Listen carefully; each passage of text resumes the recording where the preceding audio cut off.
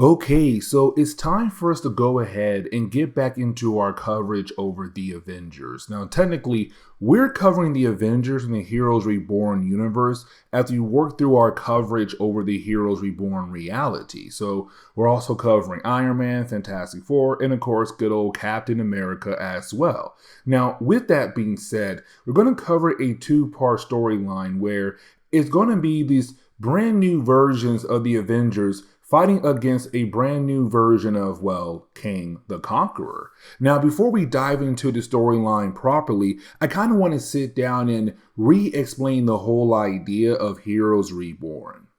You see, when it came to Marvel Comics in the late 1990s, they had a few books that were no longer selling. You had Iron Man, the Avengers, Fantastic Four, and you also had Captain America as well. Now, when it came to Captain America, he was technically going back up when it came to his sales, but unfortunately, he still got the axe. And so when it came to Marvel Comics, what they did was they pushed those different properties into a different reality, better known as Heroes Reborn, to kind of give these characters a fresh start, kind of hoping that it would bring fans back into their comics. They brought in Rob Liefeld and Jim Lee. Now we're covering the Avengers, and so when it came to Rob Liefeld, he was kind of the guy to watch over the Avenger books, but also the Captain America books as well. That was his two assignments. When it came to Jim Lee, he got Iron Man and the Fantastic Four. And so when it came to Rob Liefeld,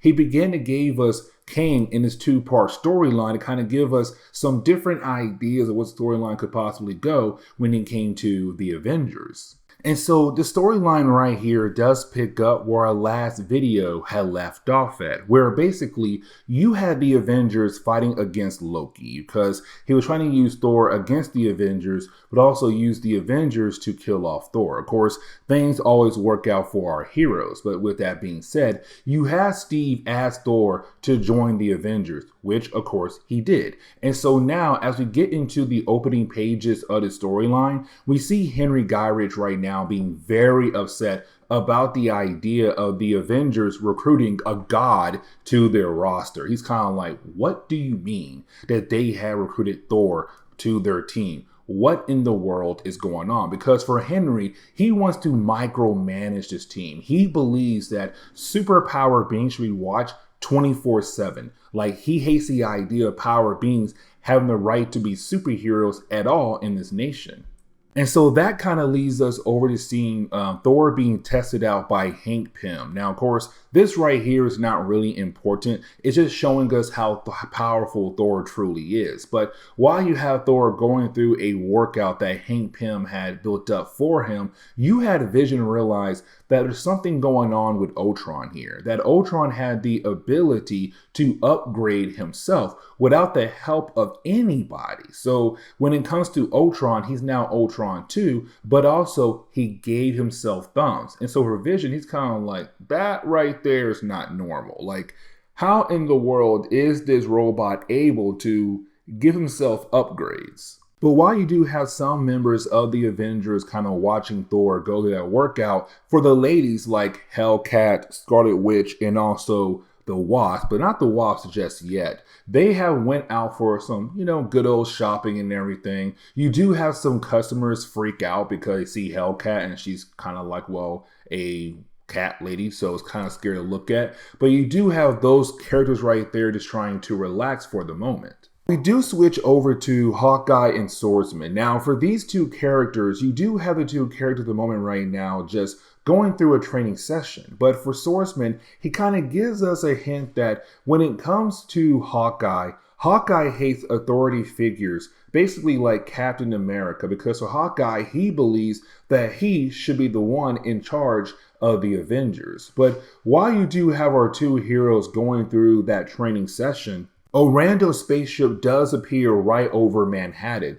And honestly, I just realized something. Like, for Manhattan in the short period of time of this Heroes Reborn universe, they have gone through a lot. Like, this area was just attacked by Namor and the Atlantis army. And now here they are about to be attacked by Kang the Conqueror as well. But either way, once you had a spaceship arrive, you do have Nick Fury call up Steve Rogers. Now, when calling up Steve Rogers, all like, hey, listen, I don't care who you think you are, but you still work for the USA, which of course means you work for S.H.I.E.L.D. as well, which also means get your team and get out there and figure out what in the world is going on with that spaceship, because the ladies are already there. Now, for the ladies of the Avengers, they do get attacked very quickly by Kang the Conqueror. Like, as soon as they arrive, bam, just like that, he takes them out. And so, of course, you do have the rest of the Avengers appear. So, Steve Rogers, Hawkeye, Thor, Swordsman, they're all there right now, hoping to bring down this brand new threat. But for a brief moment, we do get two interludes in like 2 pages. The first is that you have Loki right now agreeing to work with the Enchantress to be able to leave Limbo. And the reason why, because the Enchantress wants to bring down the Avengers, but she also believes the Scarlet Witch is her daughter. And so with those two agreeing to work together, of course, you have Agatha Harkness kind of realize something big is about to happen to the Scarlet Witch, the person that she was assigned to watch over. But getting back over to the battle for our heroes fighting against Kang the Conqueror, you have Thor being the first person to go up against Kang. Here's the problem though, because Kang is from the 31st century. His tech is so advanced that even a god like Thor is not really able to take him down. But here is another problem. You see, Thor is reckless. He's not trying to follow any orders that Steve gives him. He believes how powerful he is that he should be able to take down Kang the Conqueror very easily. But you have Kang show Thor like, nah man, I'm on a whole completely different level than you are. And so just like that, you have Thor struggling and you have Steve kind of wondering, what can the Avengers do if they're not trying to follow his orders? But you do have Steve being able to regroup with a few members of the Avengers who are still around. So like Hawkeye and also Vision. And so with those two characters, you didn't have all three kind of work together to figure out how to bring down Kang the Conqueror. And they were able to get close to him, but unfortunately, you still have Kang the Conqueror being able to win and take down those three characters, including Swordsman as well. But now it's up to Thor, who's not technically down just yet, and you have Thor try one more time because he believes how powerful he is. He should be able to bring down Kang. But once again, you have Kang show Thor like, nah man, listen, again, I am on a completely different level than you are. So for Nick Fury, he begins to freak out. And the reason why, because the Avengers have all been completely defeated by Kang the Conqueror. And so for Nick, he's kind of wondering what to do here. But then he remembers, oh, that's right, we have another superhero team. And that would be the Fantastic Four. The problem is the Fantastic Four are currently busy with Namor at the moment. And so they truly can't help out at all. So now for Nick Fury, it's time for him and S.H.I.E.L.D. to move in. And so getting into the closing parts of this first chapter, for Kang the Conqueror, we do learn that yes, he did come back in time to, well, supposedly get rid of the Avengers, but not for greed, not for his ego, not for revenge, but no, for love. He's doing all of this for the love of Mantis. And so as we enter the third chapter of the storyline, we're really seeing Nick Fury and his S.H.I.E.L.D. agents trying their best to make their way into the spaceship that Kang the Conqueror had appeared with. Now, while you have S.H.I.E.L.D. trying their best to get over to where Kang is at, Kang and Mantis are watching S.H.I.E.L.D. trying their best to break in. And for Kang the Conqueror, we do learn a tad bit here more about him and Mantis. Because it does seem like here that for Kang the Conqueror, he has been trying his best to win the heart of this woman for a very long time. But it does seem like no matter what he does, he has not really been able to win her heart like he wants to. And so he's kind of hoping with all this happening right now, he will finally have the heart of Mantis. Now, while you have explained that to us, S.H.I.E.L.D. is currently trying to attack. And for Mantis, she can't believe that S.H.I.E.L.D. is still trying, even though Kang had just wiped out the Avengers like it was nothing.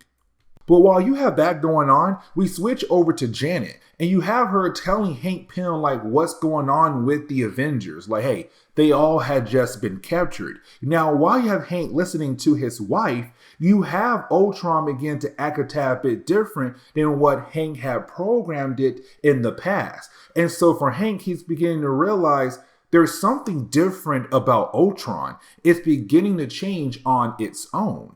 But getting back over to Kang's spaceship, we do basically see here right now that the Avengers are being held as captives. But you do have Thor being able to be the one to break everyone free by calling out to Mjolnir. Now, once he was able to call out to his hammer and being able to free the Avengers, you have Steve put Thor in his place. Like, hey, listen.